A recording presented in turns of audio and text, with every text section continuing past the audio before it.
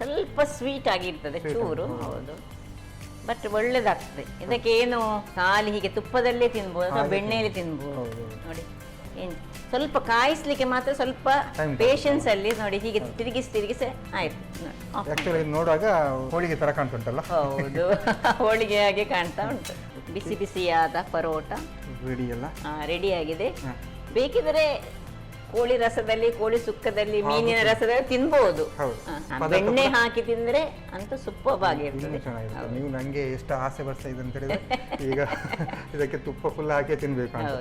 ಸಿಹಿ ಕುಂಬಳಕಾಯಿಯ ಪರೋಟ ತಯಾರಿಸುವ ವಿಧಾನ: ಮೊದಲಿಗೆ ಬೇಯಿಸಿದ ಸಿಹಿ ಕುಂಬಳಕಾಯಿಯನ್ನು ಚೆನ್ನಾಗಿ ಕಿವುಚಿಕೊಂಡು ರುಚಿಗೆ ತಕ್ಕಷ್ಟು ಉಪ್ಪು, 1 ಚಮಚದಷ್ಟು ಜೀರಿಗೆ, 1 ಚಮಚ ತುಪ್ಪ, ಗೋಧಿ ಹಿಟ್ಟು ಹಾಕಿ ಚೆನ್ನಾಗಿ ಕಲಸಿ ನಾದಿಕೊಳ್ಳಿ. 10 ನಿಮಿಷ ನೆನೆಯಲು ಇಟ್ಟು ಲಟಿಸಿಕೊಳ್ಳಿ. ಆನಂತರ ಮಡಚಿ ಸುರುಳಿ ಸುತ್ತಿಕೊಂಡು ಮತ್ತೆ ಪುನಃ ದಪ್ಪನೆ ಲಟಿಸಿ. ಬಳಿಕ ಕಾದ ತವಾದ ಮೇಲೆ ಸ್ವಲ್ಪ ತುಪ್ಪ ಹಾಕಿ ಕಾಯಿಸಿಕೊಳ್ಳಿ. ಈಗ ಬಿಸಿ ಬಿಸಿಯಾದ ಸಿಹಿ ಕುಂಬಳಕಾಯಿಯ ಪರೋಟ ಸವಿಯಲು ಸಿದ್ಧ. ನಮ್ಮ ಟಿವಿ ಕರಾವಳಿ ಕರ್ನಾಟಕದ ನಾಡಿಮಿಡಿತ.